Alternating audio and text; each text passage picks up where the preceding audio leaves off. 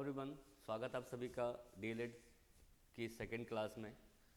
Paper second year की जो हम क्लास ले रहे हैं इसमें पेपर 2 है, school culture leadership and changes, जिसके अंदर हमने लास्ट क्लास में बात की थी कि स्कूल कितने तरीके के स्कूल्स में लेवल्स होते हैं, स्कूल कैसे चलाया जाता है, स्कूल पर किस किस का जो है एक रोल होता है। ठीक है, तो इन सब के बारे में हमने बात की थी कि स्कूल के क्या क्या फंक्शंस होते हैं, स्कूल किस प्रकार से काम करता है और स्कूल कौन कौन से क्रियाकलाप एक्टिविटीज़ को क्या करता है, इन्वॉल्व करता है। ठीक है, आज हम बात करेंगे स्कूल का डिफरेंट चीज़ों के साथ, डिफरेंट जो कल्चर्स होते हैं, डिफरेंट जो कम्युनिटीज़ होते हैं, डिफरेंट जो आपके एनवायरनमेंट होते हैं, उनसे किस प्रकार से संबंध है। ठीक है, देखिए कहने को तो स्कूल एक सोसाइटी है ना, एक समाज के रूप में काम करती है। स्कूल खुद में एक सोसाइटी है क्योंकि वहाँ पर बहुत सारे बच्चे होते हैं, टीचर होता है, एक एनवायरनमेंट जो होता है, एक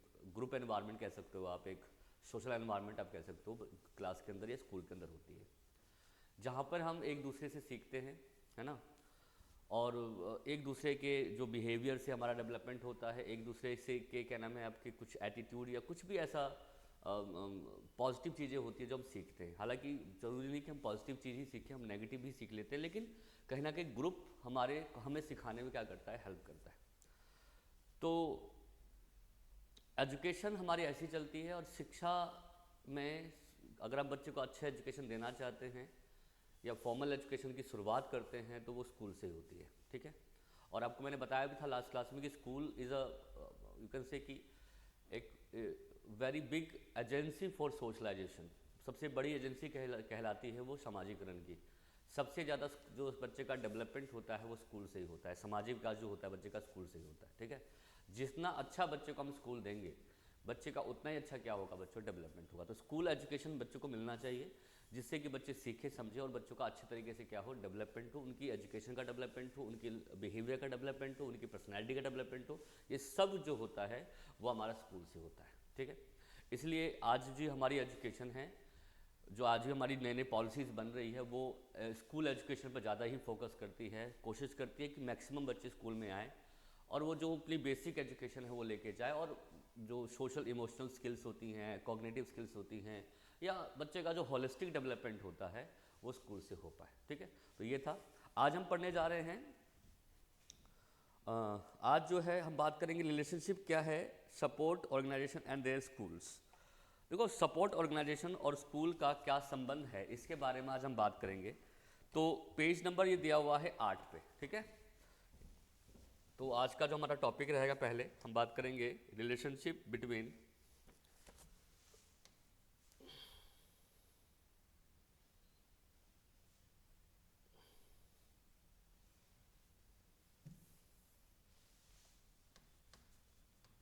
relationship between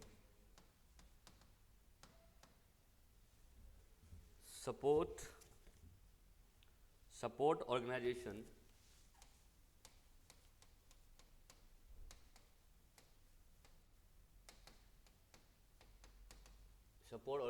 and school. School का जो सपोर्ट ऑर्गेनाइजेशंस होती हैं, जो विभिन्न प्रकार के जो हमारे संगठन होते हैं, उनके साथ किस प्रकार से इसका संबंध होता है। ठीक है, ठीक है।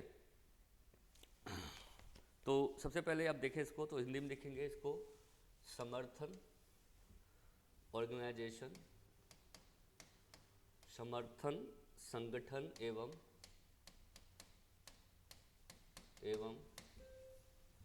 स्कूल के बीच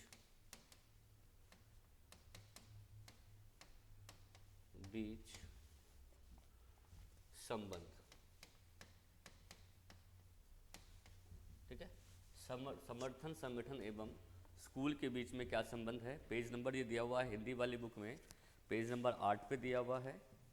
और अगर हम इंग्लिश वाली बुक की बात करें तो ये पेज नंबर दिया हुआ है आपका, हाँ ये भी 8 पे ही दिया हुआ है, तो सेम पेज नंबर है, पेज नंबर 8 इंग्लिश वाली बुक में भी और पेज नंबर 8 हिंदी वाली बुक में भी।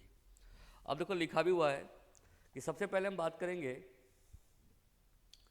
पेरेंट्स देखो, संगठन का मतलब यहाँ पे क्या होता है कि किस किस चीज़ों से जुड़ा हुआ है। देखो स्कूल का संबंध आपको पता ही है कि हमारे जो कम्युनिटीज़ होती है, समुदाय होते हैं, उनसे भी होता है ना। कम्युनिटीज़ में हमारा समुदाय आ जाता है, समुदाय में किस प्रकार के लोग रहते हैं, ग्रुप जो है किस प्रकार का होता है वो इसमें आ जाता है। समुदाय का संबंध जो मतलब स्कूल का संबंध हमारे पेरेंट्स के साथ होता है। पेरेंट्स मतलब कि जो हमारे माता पिता होते हैं उनके साथ होता है ना। यानी कि आप ये लगा लो कि हमारे घर से होता है ना। स्कूल का संबंध हमारे कल्चर से होता है, संस्कृति से होता है ना। तो कल्चर का संस्कृति का स्कूल पर किस प्रकार से प्रभाव पड़ता है। पेरेंट्स टीचर रिलेशनशिप जो होते हैं, पेरेंट्स का स्कूल में जो इन्वॉल्वमेंट होता है उससे स्कूल में क्या क्या चीज़ें डेवलप होती हैं।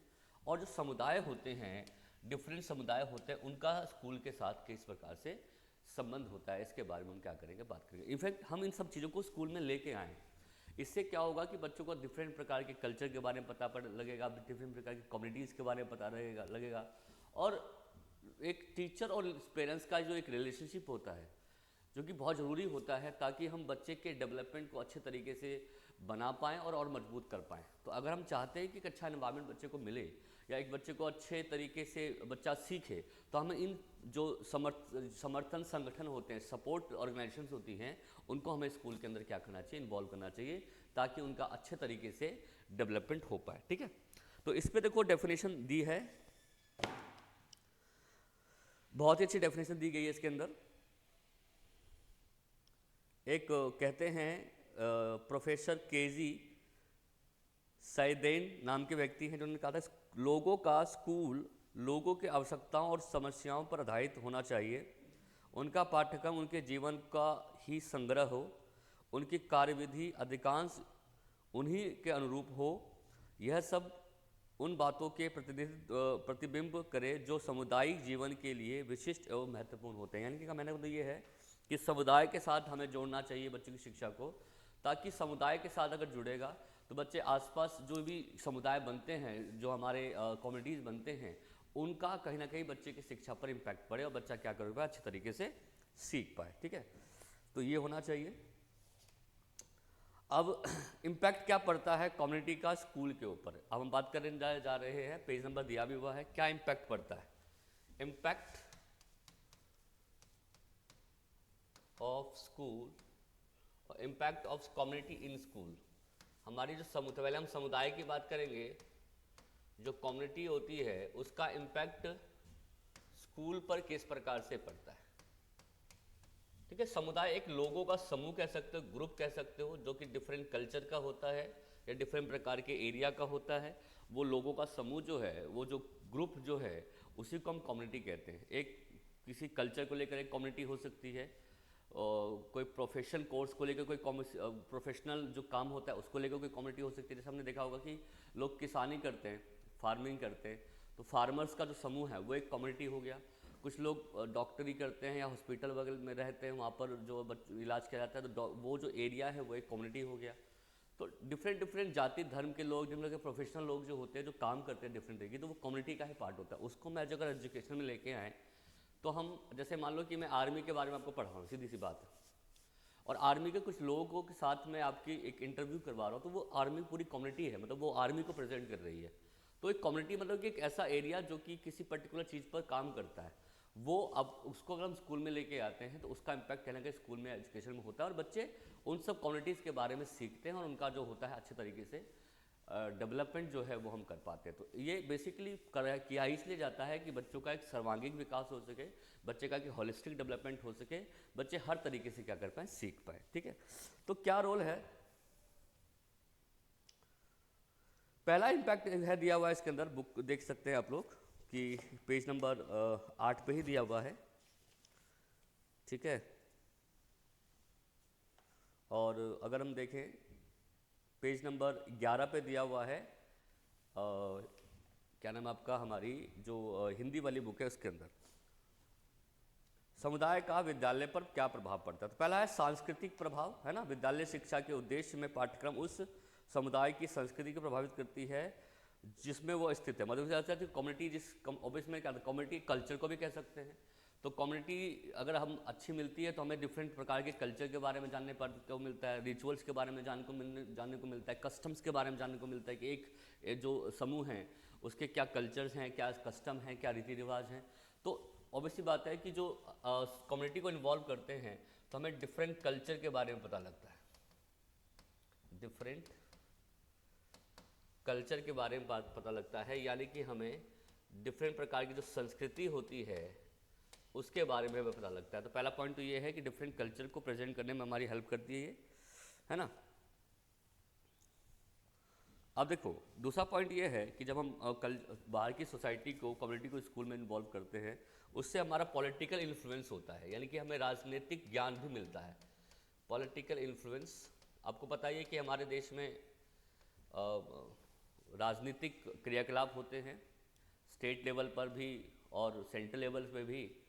और स्टेट लेवल में हम देखा हर देश की अपनी एक क्या नाम राजनीतिक क्रियाकलाप किए जाते हैं। जैसे आपने देखा होगा कि इलेक्शंस वगैरह होते हैं तो चुनाव के बारे में हमें जानने को मिलता है, या नेता लोग क्या काम करते हैं, उनके क्या फंक्शंस होते हैं, है ना। स्टेट लेवल पर क्या काम होते हैं, सेंट्रल लेवल पर क्या काम होते हैं, सेंट्रल लेवल पर कौन मतलब लाइक सबसे बड़ा होता है जो कि देश की जो क्रियाकलाप में काम करता है, या देश में डेवलपमेंट लाता है, या देश के डेवलपमेंट के लिए काम करता है। तो राजनीतिक क्रियाकलाप कैसे होती है, इससे बच्चों में डेवलप कर सकते हैं कि लीडरशिप कैसे डेवलप की जाती है ना। बच्चों में डेवलप कर सकते हैं कि हमारे देश में इलेक्शन किस प्रकार से होते हैं, है ना। क्या है देश को, हमारा कॉन्स्टिट्यूशन कैसा होता है, तो कॉन्स्टिट्यूशंस के बारे में हम जान सकते हैं। समुदाय जो हमारा संविधान है, तो संवैधानिक भावना जो है बच्चों में विकसित कर सकते हैं अगर हम पॉलिटिकल वाले जो कम्युनिटी को हम स्कूल में अगर लेके आए तो, ठीक है। इसके अलावा आर्थिक क्रियाकलाप कैसे होती है, इनके बारे में, जैसे पैसा कहाँ कहाँ से आता है, कहाँ कहाँ पर खर्च होता है, कैसे इनकम आती है, कैसे इनकम जाती है, इसके बारे में बच्चों को जानकारी दे सकते हैं। तो इकोनॉमिकल इन्फ्लुएंस के बारे में बता सकते हैं, है ना। तो इकोनॉमिकल इन्फ्लुएंस जो है किस प्रकार से हमारे कैसे इन्वॉल्व होते हैं हम, यानी कि हम ये कह सकते हैं कि आर्थिक क्रियाकलाप जो होते हैं, आर्थिक प्रभाव हमारे ऊपर किस प्रकार से पड़ते हैं, या बच्चे के ऊपर इकोनॉमिकल जानकारी हम कैसे दे सकते हैं कि आर्थिक विकास कैसे होता है भारत में, हमारी जो इकोनॉमिकल कंडीशन कैसी है, कौन से स्थान पे आते हैं, कहाँ कहाँ से पैसा आता है, कहाँ कहाँ पर इन्वेस्ट होता है, इन सब के बारे में बच्चों को बता सकते हैं। सामाजिक इन्फ्लुएंस सोसाइटी के बारे में, है ना। जनसंख्या कितनी बढ़ रही है, कितने प्रदूषण बढ़ रहा है ना। तो सोसाइटी में कितने कहाँ कहाँ कौन लोग किस प्रकार के काम करते हैं, तो सोशल इन्फ्लुएंस हमारे ऊपर पड़ता है ना। बच्चे के ऊपर सोशल इन्फ्लुएंस पड़ता है, सामाजिक प्रभाव पड़ता है ना। यानी कि सामाजिक प्रभाव पड़ता है, यानी कि सामाजिक विकास बच्चे का अच्छे से हम कर पाते हैं, ठीक है। तो विद्यालय में दी जाने वाली जो शिक्षा होती है उसमें समस्याएं जो होती है उसका समाधान करना सीखता है बच्चा। सामाजिक रूढ़ियाँ जो होती हैं, अंधविश्वास, बढ़ती जनसंख्या, प्रदूषण, सांप्रदायिकता, इन सभी समस्याओं को दूर करने की कोशिश करता है। यानी कि बच्चों को हम अगर कम्युनिटी को लेके आए तो हम बच्चों के अंदर रूढ़िबद्धता जो होती है, स्टीरियोटिपिकल जो चीज़ें होती है उसको हम ठीक कर सकते हैं। अंधविश्वास जो होते हैं, है ना, उनको हम ख़त्म कर सकते हैं। जनसंख्या पर कैसे कंट्रोल करना है ये बता सकते हैं। आपस में कैसे मिलजुल के रहना ये सिखा सकते हैं। तो सोशल कम्युनिटी के आने से सामाजिक विकास भी, सामाजिक जो क्रियाकलाप होते हैं उनका हम क्या कर सकते हैं, उनका विकास भी बच्चे के ऊपर कर सकते हैं। तो ये सारी चीज़ें अगर कम्युनिटी को हम स्कूल में लेके आते हैं तो ये सारी चीज़ें जो होती हैं इस पर हमारा प्रभाव पड़ता है। और संस्कृति पर प्रभाव पड़ता है, ये हमने आपको बता ही दिया। संस्कृति पर प्रभाव ये पड़ता ही है, कल्चर पर डिपेंड वो होता है। सामाजिक परिवर्तन के लिए ज़रूरी है, सोशल चेंज के लिए। समुदाय की प्रगति एवं नवीन सामाजिक होता है। अगर आपको समाज में बदलना है तो कम्युनिटी को साथ में लेके आएँ, है ना। इसके अलावा समुदाय और राजनीतिक क्रियाकलाप में हमारी हेल्प करता है ना। इसके साथ साथ समुदाय की समस्याओं के समाधान में मदद मिलती है कि जो भी प्रॉब्लम्स होती है समुदाय में, ये लिख सकते हैं आप कि इसका इम्पैक्ट किस पे पड़ता है। जो कम्युनिटी में समस्याएं आ रही हैं उसको सॉल्व करने में हमारी हेल्प करता है। तो सोशल प्रोग्रेस में हेल्प करता है हमारी, ये सोशल प्रोग्रेस में ये हमारी हेल्प करता है ना। यानी कि सामाजिक जो प्रगति होती है, जो हमारी सामाजिक प्रगति होती है उसमें ये हमारी हेल्प करता है।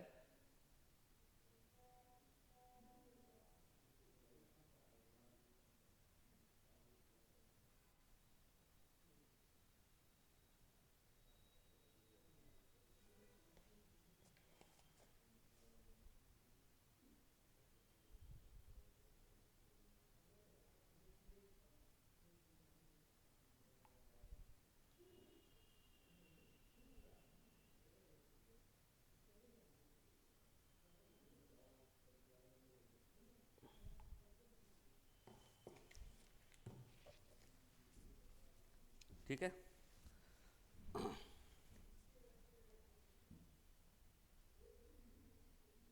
ठीक है, उसके बाद सामाजिक प्रगति में हमारी हेल्प करता है। समुदाय राजनीतिक स्वरूप की बात हमने कर ली थी। समुदाय की समस्याओं के समाधान में मदद होता है। तो समुदाय जो होता है हमें किसी प्रॉब्लम को सॉल्व करने में भी हेल्प करता है।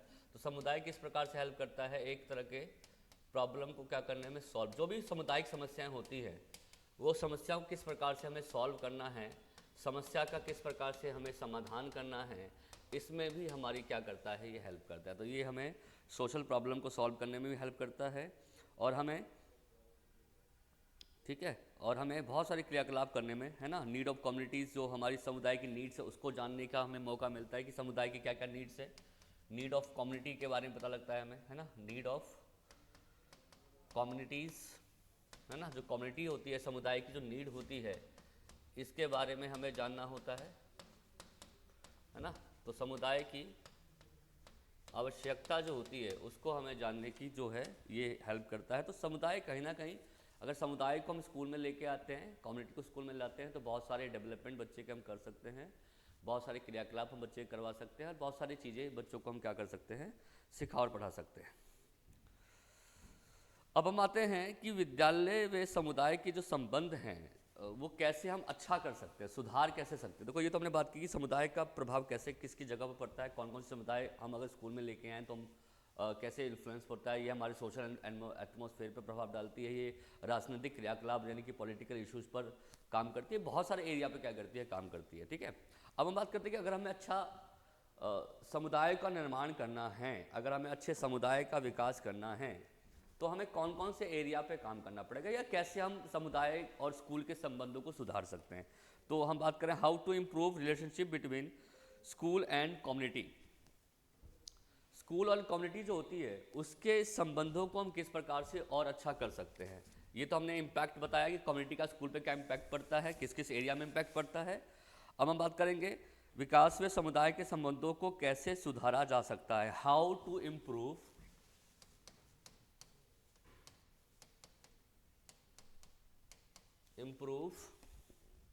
how to improve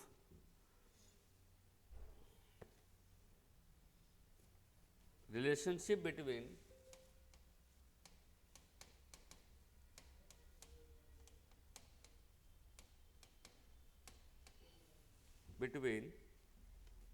school and communities।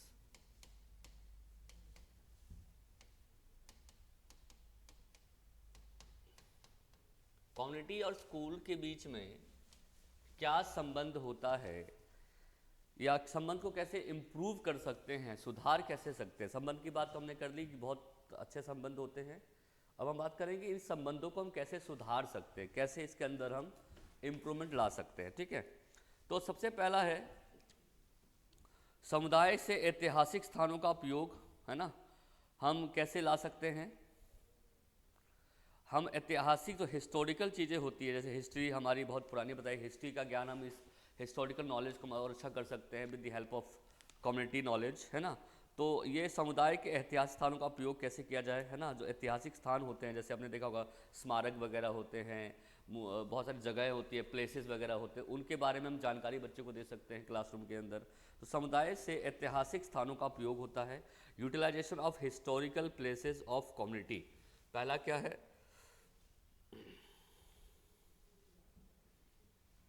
अच्छा इसके दो उपाय हो सकते हैं। देखो इन्होंने कहा हुआ है कि बुक में बताया गया है कि अगर हम सोसाइटी कम्युनिटी जो है और स्कूल के संबंधों को अगर आपको अच्छा करना है तो दो तरीके से आप कर सकते हो। एक तो आप स्कूल को बच्चों के करीब लेके आओ, मतलब कम्युनिटीज़ को स्कूल बच्चों के करीब लेके आओ। तो पहला पॉइंट क्या है कि विद्यालय और समुदाय के नज़दीक लाकर, bring school to community, bring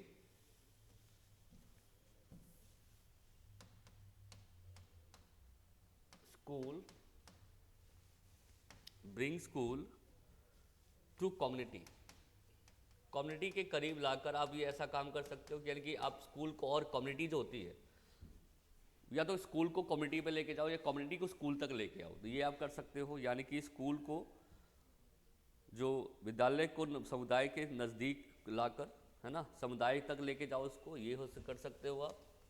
दूसरा कारण क्या है, विद्यालय को समुदाय को विद्यालय में लाकर, समुदाय को विद्यालय में ले आओ, दो तरीके से हो सकता है, यानी कि समुदाय को विद्यालय में लाकर,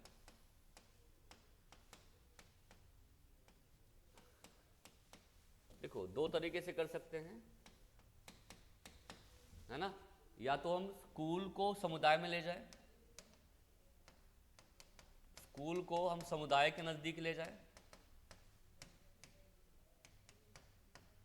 डिफरेंट डिफरेंट जो चीज़ें होती हैं, समुदाय होते हैं, कम्युनिटी होती है, वहाँ तक स्कूल को लेके जाए, स्कूल को उनसे कनेक्ट करें, या तो कम्युनिटी को स्कूल में लेके आए, है ना। या तो क्या है, bring community to school, bring community to school, कि स्कूल जो समुदाय हैं उसको आप स्कूल तक क्या करें, आप लेके आए, ये काम कर सकते हैं। या तो स्कूल को समुदाय में लेके जाए या समुदाय को स्कूल में लेके जाए, दोनों तरीके से आप स्कूल के और विद्यालय के कम्युनिटी और स्कूल जो स्कूल्स के संबंध हैं उसको आप अच्छा कर सकते हो। अगर दोनों को आप साथ लेकर आकर आओ तो, या दोनों को क्या करो, आप दोनों को जोड़कर आप बच्चों को सिखाओ तो तब ये अच्छा कर सकते हो आप। तो सबसे पहले हम बात करेंगे कि ब्रिंग स्कूल टू कम्युनिटी, ये कैसे करेंगे हम। पहले तो ऐसे कैसे ला सकते हैं हम, और स्कूल को हम समुदाय तक कैसे ले जा सकते हैं। तो पहला पॉइंट यही है, ठीक है। तो ए पॉइंट क्या है, क्या है बच्चों, ब्रिंग स्कूल टू कम्युनिटी।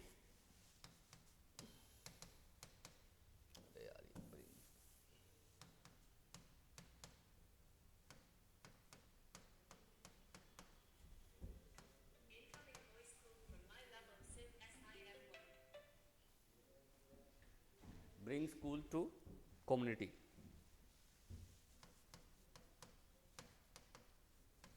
है ना।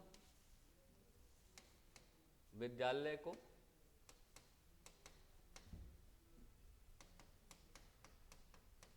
समुदाय में ले जाकर,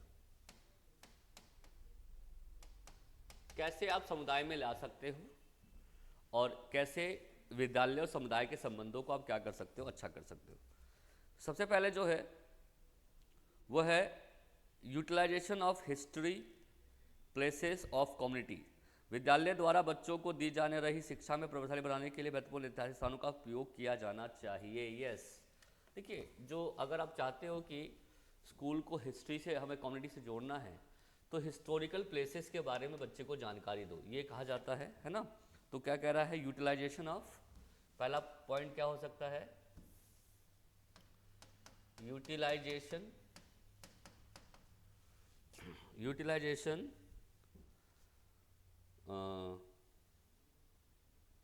ऑफ हिस्ट्री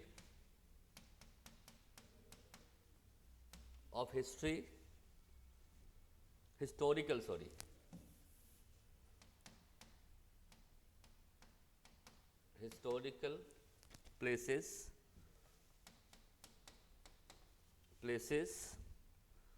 टू कम्युनिटी, है ना। जो कम्युनिटी होती है, जो उसको मतलब हम स्कूल में क्या करें, स्कूल को जो हिस्टोरिकल प्लेसेस होते हैं, आपने देखा होगा, उसकी जानकारी बच्चों को दें, या हिस्टोरिकल प्लेसेस पर लेके जाए। आपने कभी देखा होगा बच्चों को हम लेके जाते हैं घुमाने के लिए, ताकि जो हिस्टोरिकल चीज़ें होती हैं उनके बारे में जान पाए। जैसे मैंने इसमें एग्जांपल दिया था कि मॉन्यूमेंट्स वगैरह जो होते हैं, बहुत सारे स्मारक वगैरह होते हैं, बहुत सारे ऐसे जगह होते हैं, उनके पास बच्चे को लेके जाते हैं। म्यूज़ियम वगैरह में लेके जाते हैं, आपने देखा होगा, वहाँ पर जो हमारी हिस्टोरिकल चीज़ें होती है उसके बारे में बच्चों को पढ़ाया जाता है। तो आप स्कूल को हिस्टोरिकल चीज़ों के करीब ले जाकर उस चीज़ के बारे में, उस वहाँ की जो व्यवस्था है या कम्युनिटी है उसके बारे में हम पता जानकारी दे सकते हैं। उस समय के जो राजा महाराजा रहे हैं, वो कैसे कपड़े पहनते थे, कैसे खाना खाते थे, जो भी कुछ है उन चीज़ के बारे में हम वहाँ जाकर बच्चों को सिखा सकते हैं। तो इस तरीके से आप स्कूल को एक एरिया से, एक कम्युनिटी से जोड़ रहे हो, है ना। तो अब देखा भी होगा आप लोगों ने कि हमारी स्कूल की किताबों में क्या होता है कि हिस्टोरिकल चीज़ों के बारे में ज़्यादा होती हैं। तो हम बच्चे को चीज़ दिखाएं, उस चीज़ के बारे में बच्चों को समझाएं, तो बच्चों को एक अच्छी नॉलेज आप दे सकते हो। तो जब आप कोई भी ज्ञान को बच्चे की हिस्ट्री के साथ जोड़ रहे हो, बच्चों के इतिहास के साथ जोड़ रहे हो, बच्चों के हिस्टोरिकल प्लेसेस के साथ जोड़ रहे हो, तो इससे बच्चे उस चीज़ के बारे में और अच्छा जान पाएंगे, तो उनका हिस्टोरिकल डेवलपमेंट जो है अच्छे तरीके से हो पाएगा। ठीक है। इसके बाद जो सेकंड है, utilization of geographical resource. Geographical resources जो होते हैं उनका यूज करना सिखाएं। ठीक है। तो सेकंड पॉइंट क्या है, यूटिलाइजेशन ऑफ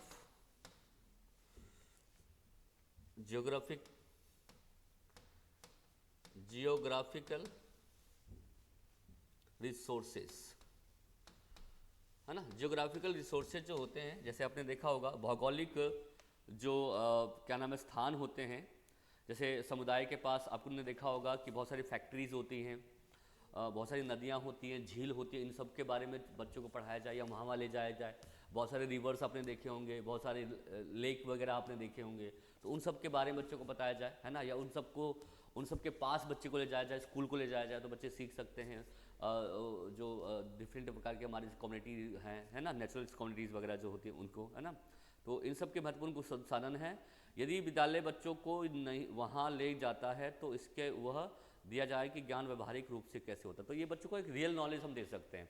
जैसे आपने कभी देखा होगा कि बच्चा बुक में बहुत अच्छे तरीके से इन सब चीज़ के बारे में नहीं जान पाता, उतना अच्छे कब जान पाता जब वो सामने जाकर उसको देखता है। तो तब समय समय पर देखा बच्चों को हम ट्रिप पर ले जाते हैं या बच्चों को हम एक फील्ड ट्रिप वगैरह करवाते हैं। हम क्यों करवाते हैं? इसलिए कि बच्चे की जो भौगोलिक चीज़ें होती हैं उन चीज़ के बारे में एक गहन अध्ययन या जो एक अच्छी नॉलेज बच्चे को मिल पाए, डेवलपमेंट बच्चे का अच्छे तरीके से हो जाए। जियोग्राफिकल चीज़ों जो हमारे नेचुरल में हैं उस चीज़ के बारे में अगर स्कूल जो है बताता है तो वो उस प्रकार की जो कम्युनिटी होती है उसके बारे में बच्चों को जानकारी मिल पाएगी। इसके बाद लिखा हुआ है utilization of public services centers के पास आप ले जा सकते हो। जैसे मैंने आपको एग्जांपल दिया था कि हॉस्पिटल्स वगैरह ले जाओ, वहाँ पर बच्चे वहाँ की व्यवस्था के बारे में जानेंगे। बच्चे को आप बैंक ले जा सकते हो, बैंक की व्यवस्था के बारे में बच्चे जान पाएंगे। बच्चे को आप पोस्ट ऑफिस ले जा सकते हो, वहाँ की व्यवस्था के बारे में बच्चे जान पाएंगे। आप बच्चे को खेत किसान वगैरह से मिला सकते हो, वहाँ की कम्युनिटी के बारे में जान पाएंगे। तो जो सर्विसेज दिए जाते हैं वहाँ पर अगर बच्चे को लेके जाते हैं तो बच्चा उन सब चीज़ या उस चीज़ को स्कूल तक लेके आ जाओ, मतलब स्कूल में लेके आ जाओ उसको, ताकि बच्चा उन सर्विसेज होती हैं हमारी उनके बारे में बच्चे जान पाए। तो ये हो सकता है। तो क्या पॉइंट है, utilization of public service centers, utilization of public service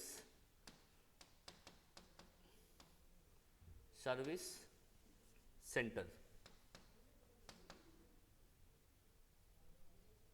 है ना।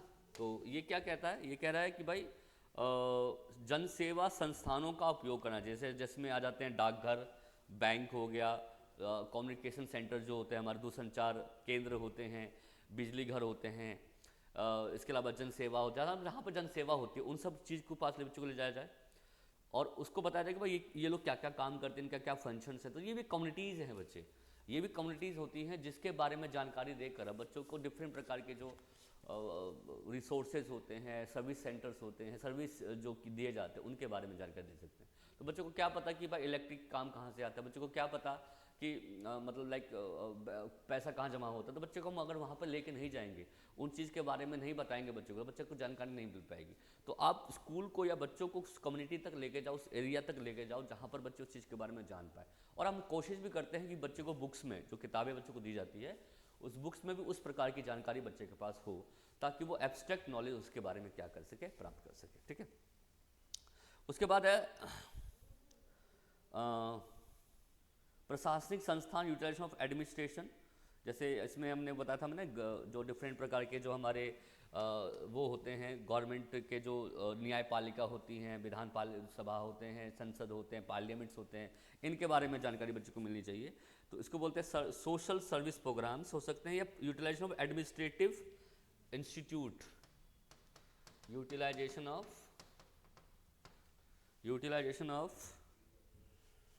एडमिनिस्ट्रेशन जो हमारे कानून व्यवस्था होती है उसके बारे में जानकारी देना, एडमिनिस्ट्रेटिव्स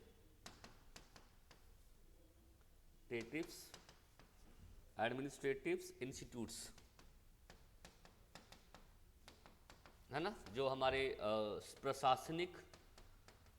प्रशासनिक समुदाय होते हैं। ये हमारे प्रशासनिक समुदाय का मतलब क्या हुआ, जो हमारे देश पर आपको पता है कि बहुत सारी क्या नाम है वो है प्रशासन है जो कि हमारे जनसंख्या पर कंट्रोल करती है, लॉज बनाती है, जैसे संसद नियम बनाती है, कोर्ट हैं जो कि डिफरेंट प्रकार के न्यायपालिका हैं जो कि न्याय देती हैं, विधान पालिका हैं जो विधानसभा होती हैं, जो हमारे एडमिनिस्ट्रेटिव सेंटर्स होते हैं, है ना, संसद है, पार्लियामेंट है, इसमें राज्यसभा, लोकसभा है। तो ये सब कहीं ना कहीं नियम बनाती हैं। तो इन सब के बारे में बच्चों को जानकारी दें, इस कम्युनिटी को बच्चे को स्कूल तक लेके आएँ, या उन सब के बारे में जानकारी कि भाई न्याय कैसे बनाया जाता है, नियम कैसे बनाया जाता है, या जो देश का कॉन्स्टिट्यूशन क्या कहता है, कैसे हम लोगों को न्याय देते हैं, कैसे संसद नए नए प्रकार के जो नियम बनाए जाते हैं उनके बारे में जानकारी बच्चे को दे। तो कैसे दे सकते हैं, जब हम प्रशासनिक सेंटर्स के बारे में हम बच्चों को क्या करें बताएं, यहाँ तक बच्चे को क्या करें लेकर जाएं। तो प्रशासनिक सेंटर की जानकारी के माध्यम से बच्चों को दे सकते हैं। Contact service, survey of the community, different प्रकार के सर्वे करवा सकते हो आप, डिफरेंट प्रकार के एरिया में ले जा सकते हो, वहाँ पर जाके बच्चों को सिखाया जा सकता है। तो सर्वे हो सकता है, या सोशल सर्विस प्रोग्राम्स बना सकते हो। सोशल सर्विस, समाज में बच्चा जाके कोई प्रोग्राम कर रहा है, सोशल सर्विस प्रोग्राम हो सकते हैं। जैसे आपने देखा बच्चे को पोलियो अभियान वगैरह में लेके जा रहे हो आप, है ना, या किसी और कोई सर्विसेज के लिए, जैसे बच्चे को, जैसे आजकल आपने देखा होगा कि पॉल्यूशन बहुत फैल रहा है, तो पॉल्यूशन के लिए आप जाते हो डिफरेंट रेड लाइट पर, वहाँ पर लोगों को क्या अवेयर करते हो कि आप ऐसे जो प्रदूषण ना फैलाएं। तो मतलब सर्विसेज जो भी दिए जा रहे हैं, सोशल सर्विस जो समाज में जाते हैं, और वहाँ पे डिफरेंट चीज़ें जो होती है उनके बारे में बच्चों को जानकारी दे सकते हैं, है ना। इसमें लिखा भी हुआ है, विद्यालय को चाहिए कि वह समाज सेवा कार्यक्रम आयोजित करे, शिविर लगाए, है ना। इसमें अध्यापक, जैसे आपने देखा होगा ना, जैसे ब्लड डोनेशन, ब्लड जो है डोनेट करने के लिए हम मोटिवेट करते हो, वो एक तरह का आप वो लगा सकते हो, कंपेनिंग कर सकते हो, है ना, या सोशल अवेयरनेस के लिए कंपेनिंग कर सकते हो। तो कंपेनिंग की जाती है ताकि अच्छी तरीके से चीज़ें जो हैं चल सके, ठीक है। ये आप काम कर सकते हो, है ना।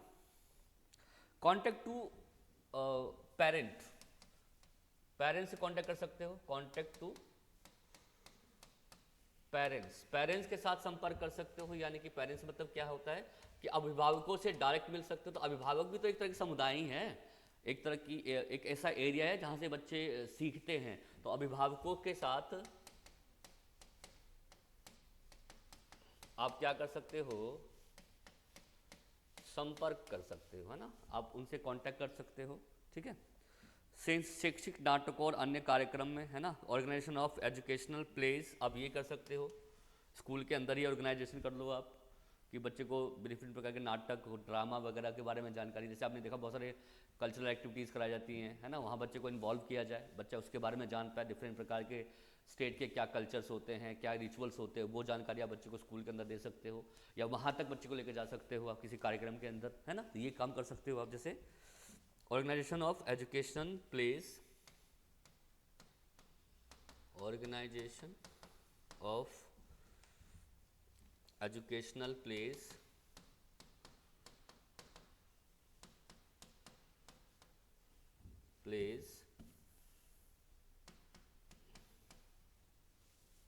organization plays and other programs।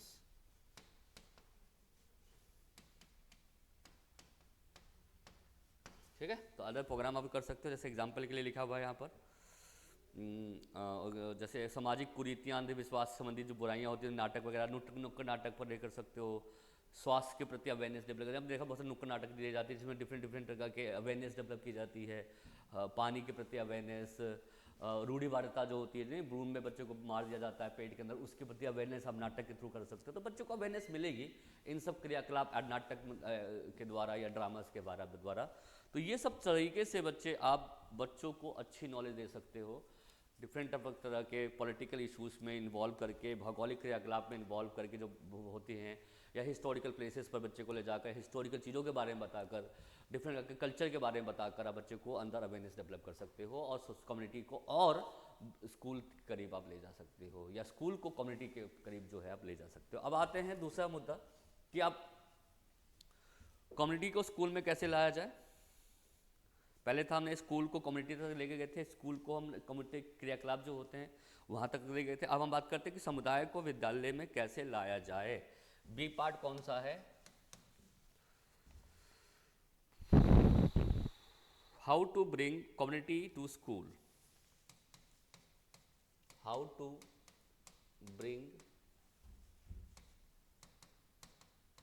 Community to school. अब स्कूल जो होता है, स्कूल कम्युनिटी को स्कूल में कैसे लाया जाए। अब हम स्कूल के अंदर की बात करें, हम स्कूल के बाहर की बात कर रहे थे कि बच्चों को स्कूल तक कैसे लेके जाएं और कम्युनिटी कैसे लेके जाए। Different historical places, geographical places, social function, जो भी कुछ था, नाटक वगैरह, नुक्कड़ नाटक, इन सब के माध्यम से बच्चों के अंदर कम्युनिटी की जानकारी दे सकते हैं। स्कूल को हम अभी तक कम्युनिटी में, अब हम बात करें कि हम कम्युनिटी को स्कूल में कैसे लेके आएँ। ठीक है, तो इन सब चीज़ों को हम स्कूल के अंदर भी ले, जैसे आपने देखे, मैंने एग्जाम्पल आपको दिया था कि आप स्कूल के अंदर कुछ लोगों को बुलाकर किसी नाटक के बारे में आप मंथन कर रहे हो, आप किसी स्कूल में कोई कल्चरल एक्टिविटीज़ सेलिब्रेट कर रहे हो, कुछ भी ऐसा जिससे कि बच्चों को उस चीज़ के बारे में, उस कल्चर के बारे में, उस संस्कृति के बारे में पता लगे, आप ऐसा कर सकते हो। तो जो चीज़ आप बाहर कर रहे थे, जहाँ ले जा रहे थे बच्चों को दिखाने समझाने के लिए, अब उन सब चीज़ों को आप क्लास के अंदर भी आप ला सकते हो, स्कूल के अंदर भी आप ले आ सकते हो। तो सबसे पहला इसमें दिया हुआ है कि celebrate parent day.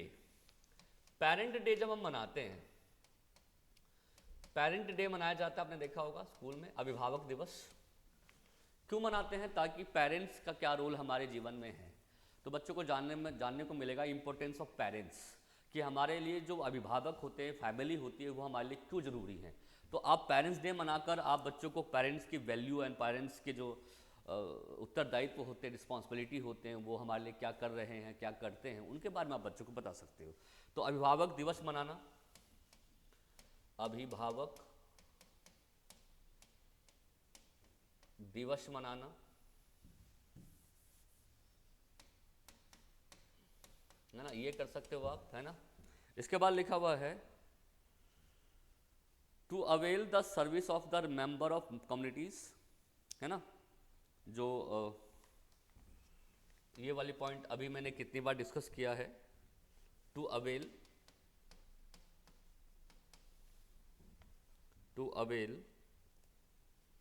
The service, avail the services of the members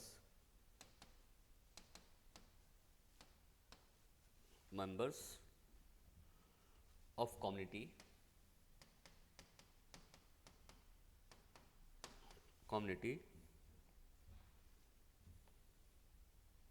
है ना।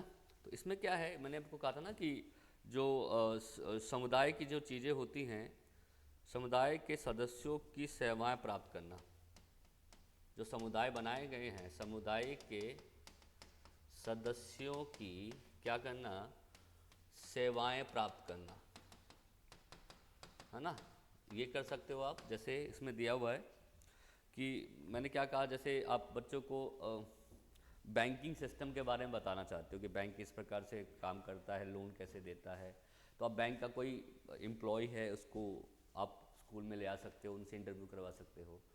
अब डिफरेंट प्रकार के किसानी या खेती के बारे में बताना चाहते हो, तो कोई किसान को आप स्कूल में लेके आएगा, उनसे बच्चों को नॉलेज दे रहे हो। आप बच्चे को आर्मी सिस्टम या फोर्स किस प्रकार से काम करती है, तो आपने फोर्स का कोई व्यक्ति ले आया स्कूल में, उस पर बात कर रहे हो आप। तो आप डाकघर सेवा कैसे चलाई जाती है, कैसे चीज़ें भेजी जाती हैं, है ना, तो उनसे का कोई व्यक्ति या कोई जो अधिकारी है वो आप स्कूल में ले आकर बात कर सकते हो। ये सब तरीक़ों से आप डिफरेंट प्रकार के जो कम्युनिटीज़ होती हैं उनकी जानकारी स्कूल के अंदर ही आप बच्चों को दे सकते हो, है ना। तो ये आपको ध्यान रखना है। इसके अलावा लिखा हुआ है शैक्षिक और व्यावसायिक मार्गदर्शन प्रदान करना, to provide education and vocational guidance. बच्चे को वोकेशनल गाइडेंस क्लास के अंदर ही दे सकते हो कि भाई कौन कौन से प्रोफेशंस में आप जा सकते हो, कहाँ कहाँ पे कितना स्कोप है ना। अगर आप बैंक में जाना चाहते हो तो आपको क्या करना चाहिए, क्या क्राइटेरिया है उसका, अगर आपको एक इंजीनियर बनना है तो उसके लिए क्या क्राइटेरियाज है। तो एजुकेशन एंड वोकेशनल जो चीज़ें होती हैं, व्यावसायिक ज्ञान है, वो बच्चों को आप स्कूल के अंदर दे सकते हो, या व्यावसायिक या एजुकेशनल कम्युनिटीज़ के बारे में आप स्कूल के अंदर बच्चों को बता सकते हो। ठीक है, तो क्या है, टू प्रोवाइड एजुकेशनल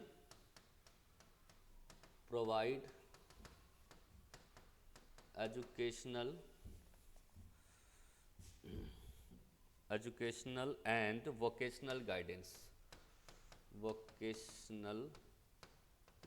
आजकल वोकेशनल गाइडेंस पर, व्यावसायिक क्रियाकलाप पर बहुत ज़्यादा ही जोर दिया जा रहा है कि बच्चे को व्यवसायिक जानकारी मिल पाए और व्यवसाय के बारे में वो अच्छे तरीके से समझ पाए, है ना। तो डिफरेंट व्यवसाय जो होते हैं, ठीक है, तो विद्यालय, अगला है विद्यालय कार्यक्रमों में समुदाय के सदस्यों को आमंत्रित करना। वैसे है ना कि हम इनवाइट करते नहीं है पेरेंट्स को, स्कूल के अंदर कोई कल्चरल एक्टिविटीज़ होती है ताकि वो भी अवेयर हो पाएँ या इन्वॉल्व हो पाएँ जो भी स्कूल के अंदर हो रहा है। तो एक काम और कर सकते हो आप, क्या 4th पॉइंट क्या बताया मैंने आप लोगों को, किसके द्वारा बच्चों में डेवलप कर सकते हो, विद्यालय कार्यक्रम में समुदाय के सदस्यों को आमंत्रित करके, है ना, to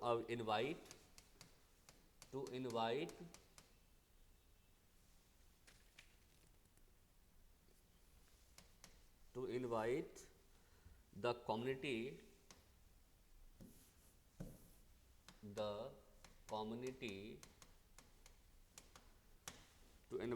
community members in the school program। members, ये हमने बात पहले भी की है, members in school program. School program में आप मेंबर्स को बुलाकर कर सकते हो, है ना, स्कूल प्रोग्राम। ठीक है, ये अब तो हम पहले ही बात कर चुके हैं कि जो विद्यालय में जो कम्युनिटी के मेंबर होते हैं, जो समुदाय के सदस्य होते हैं, समुदाय के सदस्यों को आप क्या कर सकते हो, स्कूल में यानी कि विद्यालय में आमंत्रित कर सकते हो। विद्यालय में क्या करना, आमंत्रित करके आप बच्चों को ये ज्ञान दे सकते हो। नंबर 5वां पॉइंट कहता है to make school as an adult education center. विद्यालय प्रौढ़ शिक्षा केंद्र बनाकर वहाँ रात्रि को प्रौढ़ के कक्षाएं लगाई जाएं, है ना। होता भी है एडल्ट एजुकेशन भी स्कूल में, आपने देखा बहुत सारे स्कूल ऐसे होते हैं, कॉलेजेस भी आपने देखे होंगे जहाँ पर एडल्ट एजुकेशन दी जाती है, वोकेशनल एजुकेशन के थ्रू बच्चे को प्रौढ़ शिक्षा, एडल्ट शिक्षा दी जाती है, आपने देखा होगा। तो ये आप कर सकते हो आप, है ना, to organize to make school as an adult education, to make school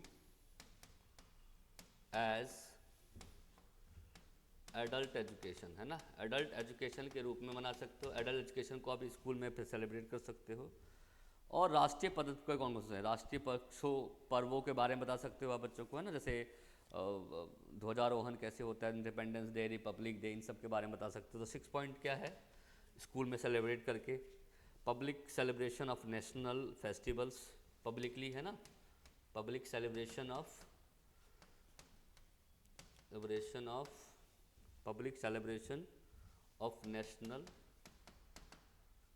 national festivals,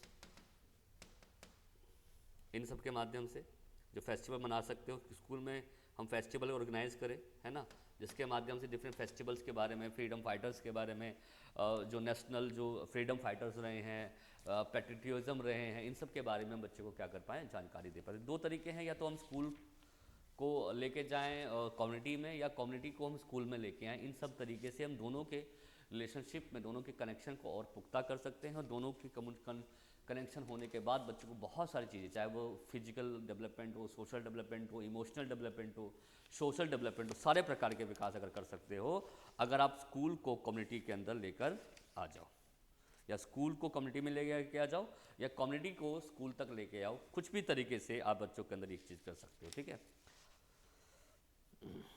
तो ये एक टॉपिक था जिसके बारे में आपको बता दूं मैं, ये आपको पढ़ लेना है। और क्वेश्चन क्या बनेगा इस पर एक बार देख लेंगे हम। क्वेश्चन बनेगा discuss the relationship between school and community, यही सीधा पूछेगा तो आप डिटेल में बता सकते हो। डिस्कस क्वेश्चन क्या बन सकता है, और ये आएगा एग्जाम में ज़रूर, याद रखना एक क्वेश्चन। तो डिस्कस द रिलेशनशिप बिटवीन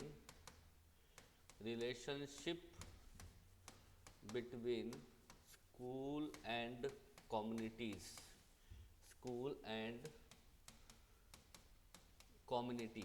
है ना। यानी कि क्या डिस्कस करना है, विद्यालय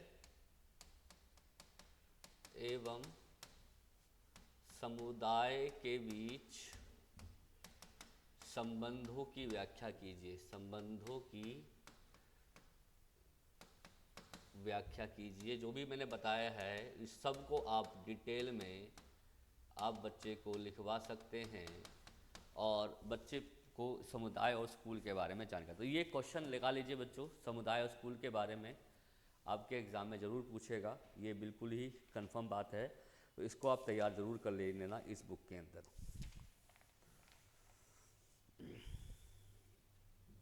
अब हम बात करते हैं the very very important point, page number 17 पर दिया हुआ है।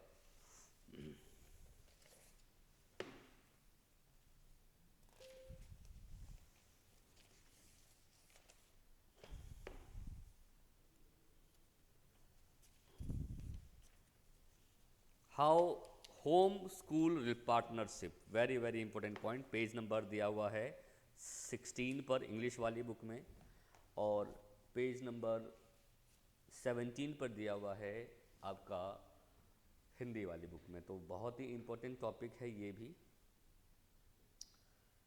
कि फैमिली का संबंध स्कूल से किस प्रकार होता है। ठीक है,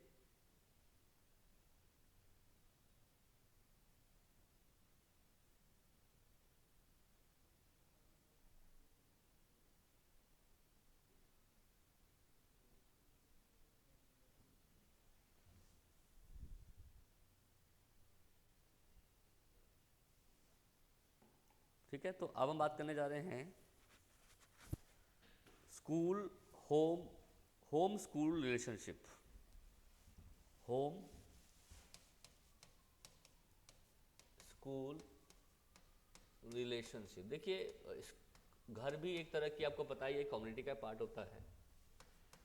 और मैंने आपको कहा था कि अगर आप बच्चे का डेवलपमेंट चाहते हैं, if you want child development, बच्चे का विकास अगर आप चाहते हैं, तो आपको क्या करना है। अगर आपको चाइल्ड डेवलपमेंट को अच्छा करना है या चाइल्ड डेवलपमेंट को बहुत अच्छे से डेवलप करना है, तो आपको डेवलप करना पड़ेगा relationship between home and school.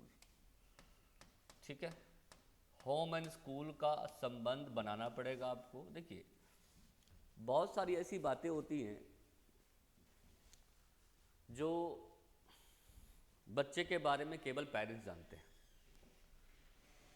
और स्कूल उनके बारे में उतना अवेयर नहीं हो पाता।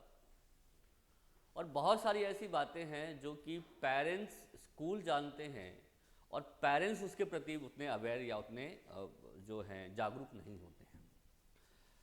और बहुत सारी ऐसी ऐसी चीज़ें होती हैं, आपने देखा होगा कि पेरेंट्स कहते हैं कि सर बच्चा जो हमारा है वो स्कूल में तो बहुत अच्छी एक्टिविटीज़ करता है, इसके दोस्त कहते हैं कि अच्छे से स्कूल में इन्वॉल्व रहता है, क्रियाकलाप करता है, हमारे साथ बैठता उठता है, हंसता बोलता है, लेकिन घर पे आते ही वो एकदम चुप हो जाता है। तो क्या रीज़न है इसका जो ऐसा हो रहा है। या पेरेंट्स बताते हैं कि जी टीचर बता रहे भाई घर पे कैसा है ये, तो घर पे तो बहुत हंसमुख है, बहुत अच्छे बातें करता है, घुलता मिलता है, लेकिन स्कूल में ये एक्टिविटी नहीं कर पाता। तो क्यों नहीं करता। तो अगर बच्चे में कोई भी प्रोग्रेसिव चेंज आप लाना चाहते हो, या आपने कभी देखा भी होगा कि बच्चे को किसी प्रकार की डिसेबिलिटी होती है, मान लो कि बच्चे को कोई प्रॉब्लम है, कोई डिसेबिलिटी है बच्चे को, और आपने वो डिसेबिलिटी बच्चों में एज ए टीचर आपने उसको पहचान ली कि भाई बच्चे में ये समस्या है। अब ये समस्याएं हुई कैसे, कैसे आई बच्चे में, क्या रीज़न है, या पहले थी अब हो गई हैं, या पहले से ही हैं, तो इसके लिए आपको पेरेंट्स से मिलना पड़ेगा। क्योंकि जब तक आप बच्चे के इस प्रॉब्लम के बारे में कंप्लीट नहीं जान पाएंगे, तब तक आप उसको ट्रीट नहीं कर सकते, उसको सुधार नहीं सकते, उसको अच्छे से ठीक नहीं कर सकते। उसके लिए आपको पेरेंट्स से मिलना पड़ेगा। तो इसीलिए कह सकते हैं कि स्कूल होम के बिना अधूरा है। मतलब स्कूल बच्चे का सारा विकास तो कर रहा है, बिल्कुल ठीक बात है, लेकिन उसको सपोर्ट के लिए स्कूल, घर का यानी कि होम एनवायरनमेंट का पता होना चाहिए। क्योंकि देखो अब बच्चा एक जगह अच्छा कर रहा है बट एक जगह वो अच्छा नहीं कर पा रहा है, तो कहीं ना कहीं उसके डेवलपमेंट में रुकावट आएगी, ऑब्स्टेकल्स आएंगे, हो सकता है कि उसका विकास ना हो पाए। तो हर एक कॉन्टेक्स्ट में, हर एक संदर्भ में हम स्कूल का और घर का संबंध अच्छा करने की कोशिश करते हैं, और करना भी चाहिए। आपने देखा होगा तब समय समय पर हम पीटीएम कराते रहते हैं। पीटीएम क्यों कराना चाहिए। पहली बात देखो पीटीएम से क्या होता है, आपने देखा स्कूल के अंदर स्कूल मैनेजमेंट कमेटी भी कहते हैं कि पीटीएम होना चाहिए। पीटीएम से क्या होता है कि हम बच्चों के अंदर लाइक पेरेंट्स टीचर से मिलते हैं। पीटीएम में देखिए बेसिकली पेरेंट्स टीचर से मिल रहे हैं, बट पेरेंट्स टीचर आपस में बातचीत किसके बारे में करते हैं, वो बच्चों के डेवलपमेंट के बारे में, बच्चे के विकास के बारे में बात करते हैं। वो जनरली किसी अपने प्रोफेशंस के बारे में बात नहीं कर रहे कि हाँ हम स्कूल में क्या पढ़ाते हैं, ये बात नहीं करते, या हम क्या जॉब करते हैं, इसके बारे में बात करते हैं कि बच्चे का विकास कहाँ हो रहा है, हमें बच्चे का विकास कैसे करना है, डेवलपमेंट कैसे करना है, और डेवलपमेंट करने में कौन कौन से ऑब्स्टेकल्स यानी कि समस्याएं बच्चों को आ रही हैं, इसके बारे में हम डिस्कस करने की कोशिश करते हैं। तो ये आपको याद रखना। तो होम और स्कूल का रिलेशनशिप बहुत इंपॉर्टेंट है। अब ये कह सकते हो, ऐसा नहीं है कि बिना घर के सपोर्ट के बच्चा शिक्षा नहीं ले सकता है, लेकिन घर का सपोर्ट अगर होता है तो उसके बिहेवियर डेवलपमेंट में, उसके कॉग्निटिव यानी कि थिंकिंग के डेवलपमेंट में, उसके सोशल इमोशन डेवलपमेंट में, इवन यू कैन से कि इन ऑल होलिस्टिकली अगर आप बच्चे को डेवलप करना चाहते हो, सर्वांगीण रूप से विकास करना चाहते हो, तो घर का सपोर्ट स्कूल के लिए चाहिए। तो स्कूल को घर तक लेके जाओ, ऑब्वियसली बात है, या घर को स्कूल में लेके आओ। इन दो तरीके से आप बच्चों के अंदर या बच्चों के विकास के लिए आप अच्छा कर सकते हैं। ठीक है, तो लिखा गया देखो जी, शिक्षा की संस्थान में विद्यालय एक परिवार का महत्वपूर्ण स्थान होता है। विद्यालय यदि औपचारिक शिक्षा संस्था है तो परिवार एक अनौपचारिक शिक्षा है।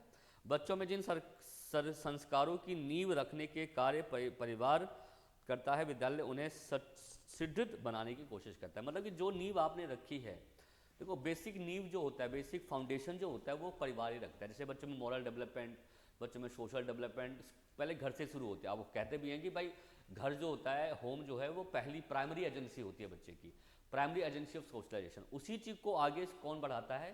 स्कूल बढ़ाता है। उसी को सुदृढ़ करता है, यानी कि अच्छा करता है, एनरिच करता है, बढ़ाता है, वो कौन करता है? आपका स्कूल करता है। तो स्कूल जो चीज़ हम घर से सिखाते हैं उसी चीज़ को आगे बढ़ावा मिलता है स्कूल में। और देखो अगर बच्चा स्कूल घर से अच्छा नहीं सीखा है, नेगेटिव हो रखा है, बच्चे में मॉरल वैल्यूज़ नहीं है, वो इंटरेक्ट नहीं करता, चुप चुप सा रहता है, तो स्कूल को बड़ी प्रॉब्लम फेस होगी बच्चों में ये चीज़ डेवलप करने में। तो हम कोशिश करें कि बच्चे को घर से ही अच्छे एनवायरनमेंट से भेजें, ताकि बच्चा अच्छा स्कूल में जाए तो वो उस जो उसने सीखा है, जो उसने समझा है, उस तरीके को अच्छे तरीके से मोल्ड कर पाए, अच्छे तरीके से इन्वॉल्व हो पाए, और अच्छे से वो क्या कर पाए? सीख पाए।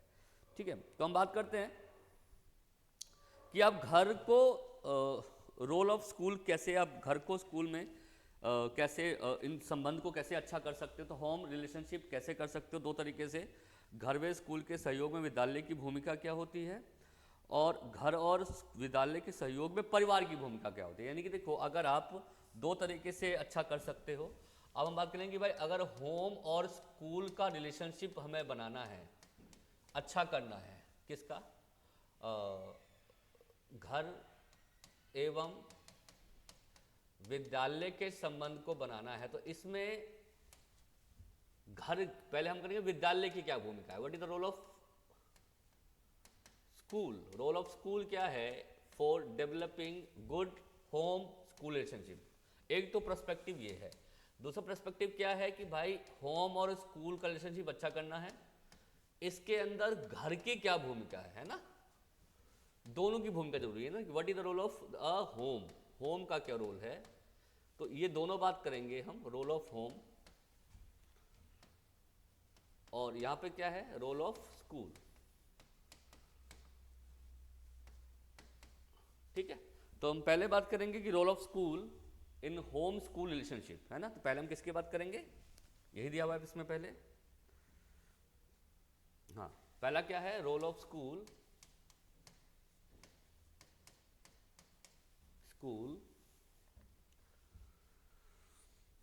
इन home school partnership. Home school partnership करनी है।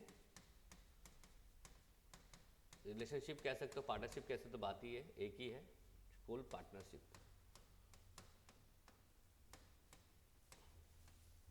ठीक है, तो दिया हुआ है, देखो घर व विद्यालय के सहयोग में विद्यालय की क्या भूमिका है। तो पहला भूमिका क्या है? अभिभावक दिवस मनाकर। मैंने पहले ही कहा था कि आप स्कूल में पेरेंट्स डे मना सकते हो, तो पेरेंट्स के बारे में जानकारी मिलेगी बच्चे को कि पेरेंट्स हमारे लिए क्यों इंपॉर्टेंट है। पेरेंट्स डे मनाकर सेलिब्रेशन की बात पहले भी हमने कही थी। तो पेरेंट्स डे हम मनाते हैं तो हमें बच्चे को बताना होता है कि किस प्रकार पेरेंट हमारे लिए इंपॉर्टेंट है, किस प्रकार पेरेंट हमारे लिए काम करते हैं, पेरेंट किस प्रकार से हमारे लिए इम्पोर्टेंट हैं, पेरेंट्स किस प्रकार से हमारा डेवलपमेंट करते हैं, इन सब के बारे में बता सकते हैं। और इवन पेरेंट्स का वैल्यू जो है हमारे जीवन में कितना ज़्यादा है, इस चीज़ के बारे में बच्चे को बता सकते हैं अगर हम पेरेंट्स डे स्कूल में मनाते हैं। तो ये इस तरीके से आप पेरेंट्स स्कूल का रिलेशनशिप को अच्छा कर सकते हैं। दूसरा, अध्यापक विद्यालय संघ टीचर पेरेंट एसोसिएशन स्कूल में बनाए जाते हैं ना, जो कि स्कूल के डेवलपमेंट में काम। एसोसिएशन से क्या होता है कि पेरेंट्स भी सजेस्ट करते हैं कि स्कूल में क्या क्या चेंजेस होने चाहिए। पेरेंट्स एसोसिएशन जो बनाया जाता है, इसमें हम बताते हैं कि भाई क्या क्या ऐसी खामियां हैं स्कूल के अंदर या कैसी प्रॉब्लम्स हैं जिसको हम ठीक कर सकते हैं। कुछ ऐसी चीज़ें इंफ्रास्ट्रक्चर को लेकर या स्कूल डेवलपमेंट प्लान को लेकर, है ना, एसडीपी प्लान सुना होगा आप लोगों ने, इसको लेकर होता है बच्चों। तो क्या है, अध्यापक अभिभावक संघ बनाना। दूसरा क्या है इंग्लिश में, तक हम देखें तो पेज नंबर 17 दिया हुआ है, to form teacher parents association. Teacher parents association बनाते हैं हम लोग, है ना। ये समुदाय बना जाता है जो कि दोनों के स्कूल के डेवलपमेंट में, स्कूल में क्या अच्छा कर सकते हैं उसके बारे में बताते हैं, है ना। और ये बेसिकली होता है इसलिए है कि हम एसडीपी प्लान को अच्छा कर सकें। एसडीपी प्लान होता है स्कूल डेवलपमेंट प्लान, स्कूल को डेवलपमेंट कैसे कर सकते हैं। तो ये जो एसोसिएशन बनाया जाता है, इसमें पेरेंट्स सजेस्ट करते हैं कि किस प्रकार से हम स्कूल में और चीज़ें ला सकते हैं या क्या क्या चीज़ की कमी है, कौन सी चीज़ें होनी चाहिए, और सजेशन दिए जाते हैं, बहुत सारे एडवाइस दिए जाते हैं, ताकि हम और अच्छा इंप्रूवमेंट या प्रोग्रेसिव चेंज स्कूल की एक्टिविटी में ला पाएँ। इससे और टीचर और पेरेंट्स के बीच में जो एक स्कूल के बीच में जो बॉन्डिंग है वो डेवलप होती है। तो ये कर सकते हैं हम। कॉन्टैक्ट विथ पेरेंट्स, ऑब्वियसली बात है कि पेरेंट्स से बार टाइम टू टाइम कॉन्टैक्ट करते रहते हैं, ये ज़रूरी भी है। वैसे भी अब एसोसिएशन के अलावा भी वैसे भी आप चाहो तो बच्चे का अगर कोई चेंज आप देख रहे हो या अच्छा चेंज, बुरा चेंज, जो भी चेंज आप देख रहे हो, तो उसके लिए पेरेंट्स से बातचीत कर सकते हो, जान सकते हो कि ये चेंज बच्चे में कैसे आए। कॉन्टैक्ट टू पेरेंट्स, जो अभिभावक हैं उनके साथ आप क्या कर सकते हो, अभिभावकों से क्या कर सकते हो, आप संपर्क कर सकते हो, ये काम कर सकते हो। इसके बाद लिखा हुआ है बच्चों की डायरी का उपयोग करना। डायरी में बताना, ऑब्वियसली बात है कि भाई ऑब्वियसली देखो, अगर आप बच्चे के साथ, बच्चे के पेरेंट्स से संपर्क करना है तो एक तो डायरेक्ट ही आप जा सकते हो, डायरेक्ट गए आप बच्चों उसके पेरेंट्स से मिले, या आप नहीं मिल सकते तो आप डायरी के अंदर लिख दोगे कि क्या क्या बच्चे का प्रोग्रेस है। वो पेरेंट्स देखेंगे, फिर पेरेंट्स समझेंगे, और वो घर के वो उस, अगर बच्चे में कोई कमी है, कोई प्रॉब्लम है, तो उस पर वो काम कर पाएंगे। तो डायरी का यूज हम कर सकते हैं, है ना, और करते भी हैं। तो अपनी बात को पहुंचाने के लिए भी, to make use of diary of for children, to make use of diary of children, children के लिए डायरी बनाकर आप इसका यूज कर सकते हैं, ठीक है। इसके अलावा to invite parents in school functions, जैसे मैंने कहा था अभी कल्चरल एक्टिविटीज़ में हम पेरेंट्स को इन्वॉल्व करते हैं, ताकि पेरेंट्स भी जो क्रियाकलाप होते हैं स्कूल में, एक्टिविटीज़ होते हैं, उसमें वो इन्वॉल्व हो पाए। तो नेक्स्ट है to invite parents in school, school में पेरेंट्स को इन्वॉल्व करके आप ये काम कर सकते हैं, ठीक है। इन स्कूल फंक्शन जो स्कूल में होते हैं ना, एनुअल डे हो गए, स्पोर्ट्स डे हो गए, जो भी नहीं होते, एनुअल डे मनाया जाता है, स्पोर्ट्स डे मनाया जाता है, कोई भी प्ले गेम पीरियड जो मनाया जाता है, या आपने देखा कोई भी खेल दिवस है ना, वो मनाया जाता है। तो इन सब में आप बच्चों को बुला सकते हो, है ना। इसके अलावा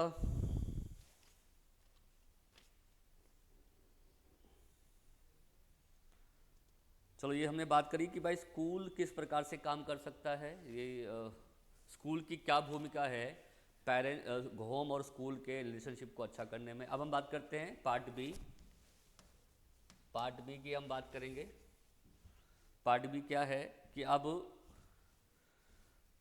role of family and home school partnership. Role of family, अब फैमिली का क्या रोल है, role of family in home school partnership, है ना। तो अब हम बात करें बी पार्ट का। अब हमने बात करी कि अब पहले हम बात करें स्कूल की क्या भूमिका है पेरेंट्स और होम और स्कूल को अच्छा करने के लिए। अब हम बात कर रहे हैं कि भाई घर का क्या, जो होम होता है उसका क्या संबंध है बच्चे के अंदर ये चीज़ को डेवलप करने के लिए, ठीक है। तो पहला है अभिभावक बच्चों की शिक्षा में रुचि ले। Parents should take interest in education of children. पहला पॉइंट क्या है, पेरेंट्स इंटरेस्ट ले बच्चे से पूछता रहे, parents should take interest in education of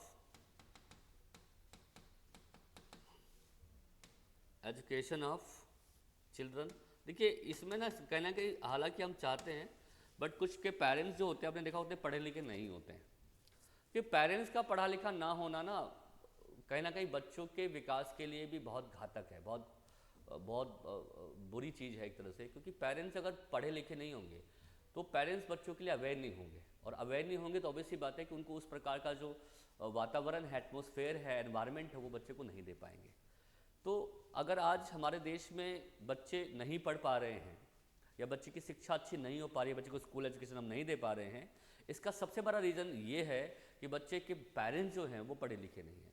तो हमें कोशिश करना चाहिए कि बच्चे के पेरेंट्स को भी लिटरेट करें, एटलीस्ट इतना लिटरेट करें कि उनको अवेयरनेस हो कि भाई हमारे जीवन में शिक्षा किस प्रकार से ज़रूरी है, एजुकेशन का क्या महत्व हमारे जीवन में, हमारे विकास में, हमारे डेवलपमेंट के अंदर। तो पेरेंट्स को भी इन्वॉल्व होना चाहिए एक्टिविटी के अंदर, और वो कब इन्वॉल्व होंगे, जो वो आज खुद पढ़े लिखे होंगे, आपने देखा होगा बच्चे। नेक्स्ट पॉइंट है बच्चे की एजुकेशनल नीड्स को फुलफिल करना। क्या उसकी नीड्स हैं? फुलफिल एजुकेशनल नीड्स, जो भी शैक्षिक नीड्स हैं, आवश्यकताएं हैं, उन नीड्स को क्या करना, पूरा करना। एजुकेशनल नीड्स जो होती हैं उनको पूरा करना, कि क्या उनकी आवश्यकताएं हैं, उनको किस प्रकार से उसको पूरा करना है, ये करना बच्चे। जैसे बेसिक जो चीज़ें होती हैं, जैसे किताब कॉपियाँ, है ना, पेन पेंसिल कलर, जो भी कुछ बच्चे, हालांकि इस पे खर्चा बहुत होता है कुछ। अब एक फैक्टर और यहाँ पे काम आता है, शिक्षा को अवरोध करता है, वो है गरीबी, पोवर्टी आपने सुना होगा, एक बहुत बड़ी प्रॉब्लम है हमारे एजुकेशन के लिए। पेरेंट्स उतने गरीब होते हैं, वो अच्छे तरीके से रिसोर्सेज नहीं दे पाते हैं बच्चों को, या अच्छे जो बेसिक चीज़ें होती हैं वो प्रोवाइड नहीं कर पाते, कॉपी किताबें बैग्स। तो इस वजह से भी बच्चे शिक्षा नहीं ले पाते हैं, या उनको उस प्रकार का जो सपोर्ट चाहिए वो नहीं मिल पाता है पेरेंट्स से, बिकॉज पेरेंट्स भी क्या होते हैं, गरीब परिवार के होते हैं। तो ये गरीबी एक बहुत बड़ी समस्या हमारी शिक्षा के लिए है। पहले मैंने आपको एग्जांपल दिया कि भाई अशिक्षा यानी कि लिटरेसी नहीं है हमारे पेरेंट्स में, इस वजह से भी शिक्षा प्रभावित होती है बच्चे की। और दूसरा है हमारा बच्चे के पेरेंट्स बहुत पुअर होते हैं, ऐसे एरिया से आते हैं जो कि बहुत डेवलप नहीं होता, सोशल इकोनॉमिकल डिसएडवांटेज एरिया से आते हैं, जहाँ पर शिक्षा को उतना प्रेफरेंस नहीं दिया जाता है, उतना अवेयरनेस नहीं होती है शिक्षा को लेकर पेरेंट्स के अंदर। और अगर होती भी है तो उनको, वो इतने गरीब होते हैं कि वो 2 वक्त की रोटी कैसे कमानी है उस पर हम फोकस ज़्यादा होता है, इंस्टेड ऑफ कि हमें बच्चों को कैसे शिक्षा देना है या शिक्षित कैसे करना है। तो हमारे देश की दूसरी समस्या गरीबी भी है, जो कि शिक्षा को अवरोध करती है, रोकती है, या शिक्षा का विकास अच्छे से नहीं हो पाता है इसकी वजह से। तो नीड्स पूरा करना, जो भी बेसिक नीड्स होती हैं लाइक कॉपी पेंसिल किताबें, ये याद रखना। इसके अलावा तीसरा पॉइंट दिया हुआ है को करिकुलर एक्टिविटीज़ को इम्पोर्टेंस को समझना, जो स्कूल में कराए जाते हैं, इम्पोर्टेंस ऑफ को करिकुलम एक्टिविटीज़। जैसे कुछ आपने देखे होंगे, कुछ पेरेंट्स जो होते हैं बच्चे के एकेडमिकल एक्टिविटीज़ बड़ा इन्वॉल्व होते हैं करिकुलर, जैसे बच्चा सब्जेक्ट में क्या कर रहा है, मैथ्स में क्या कर रहा है, इंग्लिश में क्या कर रहा है, इस पर तो ज़्यादा फोकस करते हैं। लेकिन ना बच्चे की जो करिकुलर एक्टिविटी, जैसे बच्चा डांस में पार्टिसिपेट कर रहा है, स्पोर्ट्स में कर रहा है, किसी प्रकार के खेल में कर रहा है, किसी प्रकार के एक्टिविटी कल्चरल एक्टिविटीज़ कंपटीशन में कर रहा है, तो उस पर बच्चा को उतना ही इंपॉर्टेंस देते हो, सोचते यार खेल कूद करके क्या करेगा, कुछ फ़ायदा तो है नहीं, इसमें बच्चा शिक्षा ले लेगा। तो खेल कूद का इंपॉर्टेंस बच्चे के जीवन में बिल्कुल नहीं मानते हैं। तो ये भी कहने का एक ड्रॉबैक है हमारे पेरेंट्स का, कि वो बिल्कुल मतलब दे इग्नोर देयर को करिकुलर एक्टिविटीज़। तो एज ए पेरेंट्स अगर आप चाहते हो कि स्कूल के में बच्चा और अच्छा कर पाए, तो बच्चे के सारे एरिया पर वो भी वर्क करे, है ना, उसके करिकुलम के साथ साथ को करिकुलर एक्टिविटीज़ होते हैं, शैक्षणिक कार्यक्रम होते हैं, उनको भी अप्रिशिएट करना चाहिए कि वो स्पोर्ट्स में पार्टिसिपेट करे, वो डांस में पार्टिसिपेट करे, वो सिंगिंग पार्टिसिपेट करे, मतलब जो भी कल्चरल एक्टिविटीज़ होती हैं उनमें बच्चा क्या करे, पार्टिसिपेट करे। ठीक है।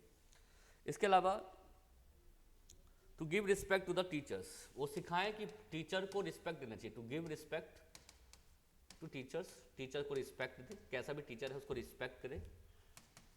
कुछ टीचर पेरेंट्स ऐसे भी होते हैं कि यार टीचर को कुछ नहीं आता है ना, इससे अच्छा तो मैं पढ़ा लूँगी, है ना, बोलते नहीं मैं पढ़ा लूँगी, मैं पढ़ा लूँगी। तो ऐसा नहीं, आप टीचर की इंपॉर्टेंस को समझो और टीचर के प्रति रिस्पेक्ट डेवलप करो बच्चे के अंदर कि भाई टीचर अच्छा है, टीचर पढ़ाता है, सिखाता है हमें, और टीचर हमारा भविष्य निर्माण करता है, तो टीचर के पास ज्ञान है।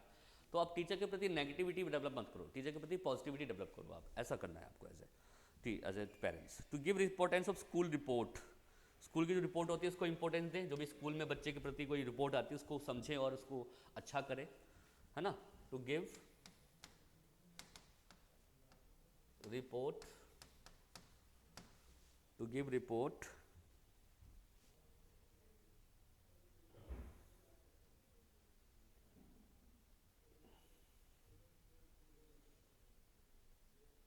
to give importance of school report, to give importance of school report। ठीक है, ये आप काम कर सकते हो। To talk the childrens about their school, बच्चे से स्कूल के बारे में बातचीत करें कि हाँ स्कूल में क्या क्या चीज़ें हो रही हैं। To talk to the children about school report, about school के बारे में बात करें, स्कूल में क्या क्या चीज़ें हो रही हैं, क्या क्या चीज़ें चल रही हैं, इन सब के बारे में बात करें। तो इसके द्वारा आप कंसेप्ट डेवलप कर सकते हो। To see copies of children, बच्चों की कॉपीज़ को चेक करते रहें कि क्या क्या काम करते हैं। सी कॉपीज़ ऑफ चिल्ड्रन, कॉपीज़ नहीं होती है आपकी, उन कॉपी को चेक करते रहें कि बच्चे ने क्या क्या सीखा है, नहीं सीखा है ना। इन सब के माध्यम से बच्चों के साथ संपर्क डेवलप कर सकते हो, है ना। बच्चे की जो कॉपियाज होती हैं उसको चेक कर सकते हो आप, है ना। To pay attention problem of the children, बच्चे की प्रॉब्लम पर अटेंशन देते रहो कि क्या दिक्कत उसको आ रही है ना। टू पे अटेंशन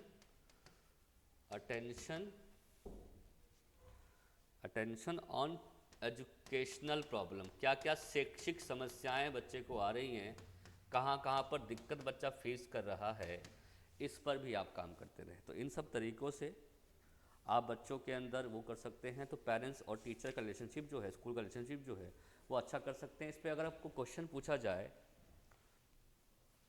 तो क्या पूछ सकता है, पूछेगा आपसे describe the measures of development home school relationships. Question क्या बनेगा, describe the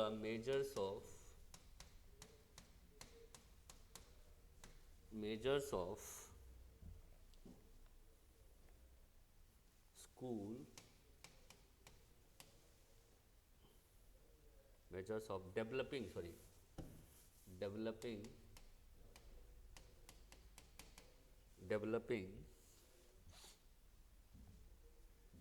home school partnership, home school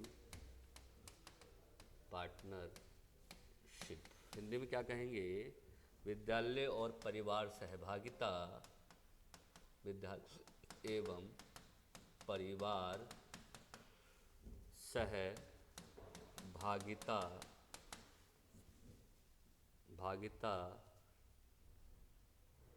विकसित करने के उपाय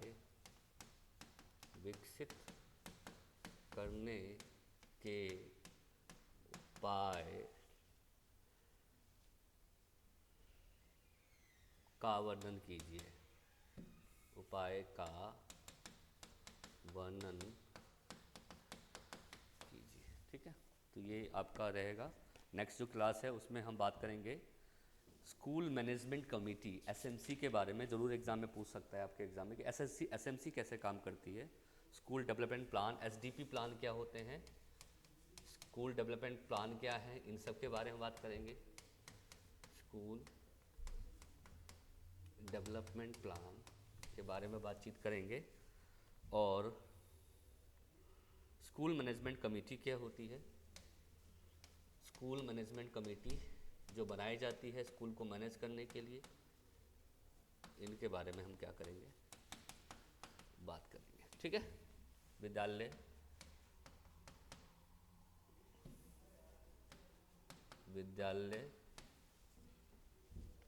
प्रबंधन समिति, ठीक है। मिलते हैं नेक्स्ट क्लास में बच्चों। Thank you very much. तब तक इतना तैयार कीजिए आप लोग, और नेक्स्ट क्लास में स्कूल डेवलपमेंट प्लान के बारे में हम क्या करेंगे, बात करेंगे।